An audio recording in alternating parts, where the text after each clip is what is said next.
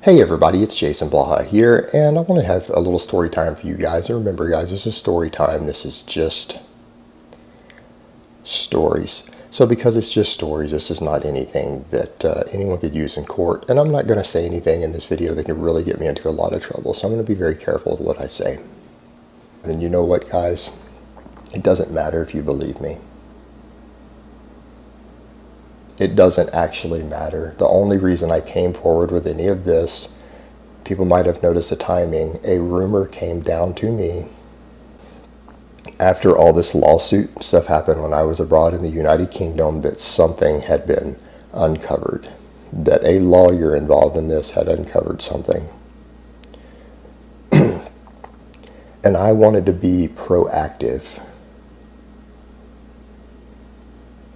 And I figured, well, since this is about to come out, this could float out into the community. There's already been certain hints and jokes about it here and there that I caught, that I realized I should probably just admit to it, because yeah, a lot of people wouldn't believe it, and that was okay, because when if it does come out, at least I can claim I didn't hide it and it softened the blow.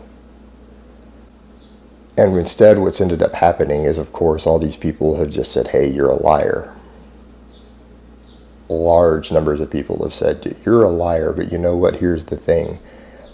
This is still floating around out there in my past, and if it ever does fully come to light, or it comes to light, at least I will be able to say that I didn't hide it. I admitted to it. And all the people who are like, well, we'll leave you alone if you just admit the truth. Well, here's the problem with that. Sure, if I turn that around and I claim I just made that up and I was lying, what's going to happen is, sure, some of those people will quit, some will continue, some people will forgive me, and they'll say, hey, you have great information, Jason, so it's okay. And then, if the truth surfaces, and this really does come out later, if enough people keep digging into my life as I become a bigger public figure, it's going to end up being a case of, well, so you admitted it and then took it back because you're a coward, then it turns out to be true. So you're both a murderer and a liar and a coward. From my perspective, I would rather be a murderer or a liar than to be considered both and a coward all at the same time. That's just what I would rather have happen. So that's why I have to stand my ground on this one and stand by my guns. And I need to address this because I have so many ridiculous people, some of them veterans now, contacting me, contacting my girlfriend about the whole false valor thing because of all the things going around on the internet. And people don't understand what they're actually talking about with any of this. My detractors don't understand. A lot of these younger veterans do not actually understand. And it's because there's some major confusions going on there, because maybe people don't clearly understand the words that I used. And they don't understand the world has fundamentally changed, and the United States is a different world in the post 9/11 world from what it was when I was a young man. And we'll come to that in a second. But first of all, let me give you guys the actual definition of a mercenary, so that some of these veterans can quit being upset accusing me of stolen valor, of what a mercenary is. According to the Wikipedia page, a mercenary is a person who takes part in armed conflict, who is not a national or a party to the conflict, and is motivated to take part in the hostilities by the desire for private gain. In other words, a mercenary is a person who fights for personal gain or money or other recompense instead of fighting for the ideological interest of a country, whether they be for or against the existing government. And it goes on, however, whether a person or not is a mercenary may be a matter of degree, as financial and national interest may overlap. Does anything about that sound like valor or honor in that definition of that word? And so maybe even then, since that word is too extreme for them, I grew up a hunter. I grew up a competitive shooter and a hunter. I hunted since I was 6 years old. I shot since I was 6 years old. I started doing long-distance rifle shooting in competition when I was 12 years old. So we'll call it a hunter. I was a hunter of exotic game, if that will make you guys feel better. And a pretty good chunk of the game that I hunted was a very dangerous type of game that did some sort of masonry or bricklaying, because they stacked bricks of some type up. All right, so let's go back and look at timelines a little bit. A lot of you guys grew up in a completely different world politically and even from a war perspective. A lot of you guys reached adulthood around the time of 9/11 or shortly thereafter, or in that range. I'm turning 40 years old this year. I was 18 at the end of 1994. I turned 18 in 1994. President Clinton became president in 93. So my young adulthood was during the Clinton years, during the Clinton administration. So President Clinton was the president from the time I was 17 all the way until I was 25. The president before him was George Bush Sr., who was the former head of the CIA, which we then allowed to be vice president twice. He pretty much ran the show on Reagan. And then he became president, and he had his own ideas about the way the world should be run and the way the country should be run and what our national interests were behind the scenes. But the Clinton administration was one of the most corrupt administrations there ever was. And people who don't know that just need to look a little bit at all the things that have gone on with the Clintons over the years. Look at how many hundreds and hundreds of people who had associations with them from their various administrations, business partners, things like that, either died in accidents or committed suicide. That list is getting really, really long. So yes, I became a man at the start of the Clinton presidency. I was scouted out for certain types of work before I even finished high school. Again, due to my family, my upbringing, connections certain members of my families might have had, along with my shooting skills. Again, I was shooting very successfully at 1,000 yards as a teenager, well before I was an adult, in actual competitions. So it isn't far-fetched that I may have been offered certain types of employment at that point. And people keep saying things like, and particularly, again, like my ex-wife said all this, who, again, I don't know why anyone would think that my ex-wife has any sort of expertise on either the military or mercenaries when she did a paid interview.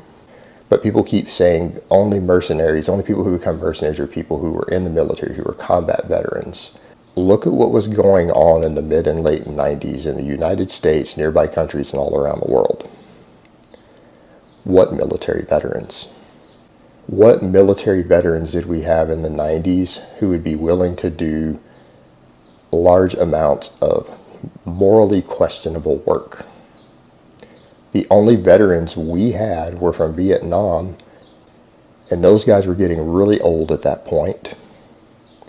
And we had a very, very short engagement, a very, very short war in Iraq and Desert Storm that had a very limited number of troops, many of whom still hold on to ideas like honor and valor, with very little combat experience.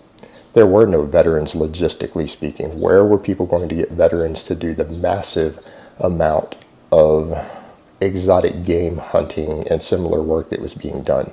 Look what was going on in this country during the Clinton years. We were in the middle of the drug wars, or some people like to call them the powder wars. There was massive fighting all through Mexico, Central America, dealing with drug cartels, everyone from the DEA trying to crack down on them, to government agencies being caught distributing their drugs back into the inner cities. There have been so many cases where government agents were actually linked to distribution of crack and cocaine in enormously large quantities. So you had so many factions involved with all of this inside the government itself, outside the government. The gang wars had spilled into the streets. We had an enormous amount of death and violence in this country due to the gang wars and the drugs and the drug cartels and everything going on that people who are living in this era don't understand because they didn't see what was going on. A lot of this stuff reflected in all these gangster movies. That's what reflects what was going on in this country during that time period inside of our cities. There was a drug war happening in the streets. There was a drug war happening all the way from our border with Mexico all the way down into Venezuela and Colombia. There was an enormous amount of mercenaries being hired to do various work. And there weren't enough veterans, not even close to enough veterans to do all of those jobs. So that idea is just absurd. This is people who can't even do logistics or look what was going on at the world at that time, who think that because now we have veterans everywhere. We just had 2 protracted wars. We recruited millions of new soldiers for those wars, trained them, and we have all these veterans. We didn't have young, skilled veterans during that day. They just weren't there. They didn't exist in any sort of meaningful number. So yes, people with any of the right backgrounds who could be trained, who had aptitudes, were recruited to do this sort of work, who had no military experience. Large numbers of them were. I met large numbers of men with no military experience, young men who just had certain aptitudes and skill sets or the right connections that got trained up to do this sort of work. And it wasn't full-time jobs. These were off and on things, a weekend here, a week there, a couple weeks here, a couple weeks there, in and out of the country. And men weren't even always paid cash, because the truth was this was a very competitive market, a competitive environment. It was very dangerous. And there were other things worth more than money for people who wanted to stay in this line of work. Training and hardware. Those things were worth their weight in gold. There were times, because of the lack of getting enough training and needing access to newer tactics, newer skills, things that were being learned and pushed out there, that a lot of guys would do jobs and work for free and be paid by having access to certain training facilities from time to time.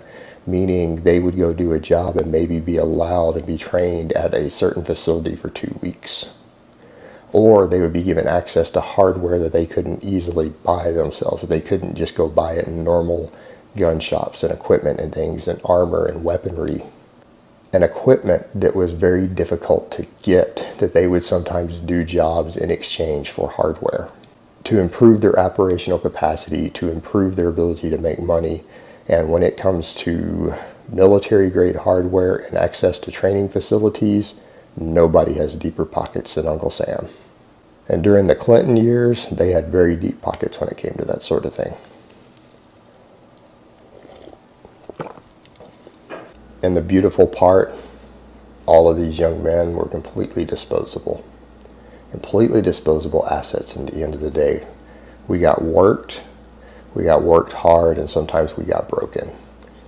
And since none of these men were members of the military, none of us were members of government agencies, we had no VA benefits, we had no access to resources when things went wrong, because everything was done clandestinely. Latibre factum. And yeah, a lot of these men broke. I watched a lot of guys that I knew, a lot of guys that I had become friends with, either die in the field, kill themselves either at their own hand or supposed suicides, or just be disposed of and disappear. Because at the end of the day, we were all disposable, and when we became a liability, we could just be thrown away like garbage. And so all these veterans today who have now come back from these other wars and thought they were going to get all these VA benefits that they were promised, and all this therapy and medical help, guys die while waiting in line in the VA. At least 20 veterans are committing suicide every day from these last 2 engagements, in spite of the government promising them all of this therapy and PTSD treatment. You already know how our government at the end of the day uses up its assets and throws them away. But I'm one of the lucky ones, and I survived. So those of you who don't believe any of this, that's okay. I really don't give a fuck. I'm still telling my story. This is what it is. And if you don't believe me, fuck you. Go fuck yourself. I don't care. For all these guys who are veterans, who are standing there still screaming about your valor, stolen valor, after what I just told you, that sounds like I'm stealing any of your valor, you know what? Fuck you, kid. You can go fuck yourself. I don't really care what you think. But I will tell you this. If you decide that you're going to come confront me physically about it, you better not be a fucking pog. You better be a stone cold killer. If you come at me aggressively, voice raised, negative body language as someone who I know is a trained killer. Because I don't flinch anymore when I hear a rifle round come by my head. When I hear that whoop and that snap of that sonic boom, I haven't flinched in 20 years from that shit. I got over that a long time ago. So if you come at me, I want you to know, son, it's not going to be me who goes in the ground. I'm still here. I'm still upright and drawing air. Alright guys, so there's my story. There's my explanation. I'm done.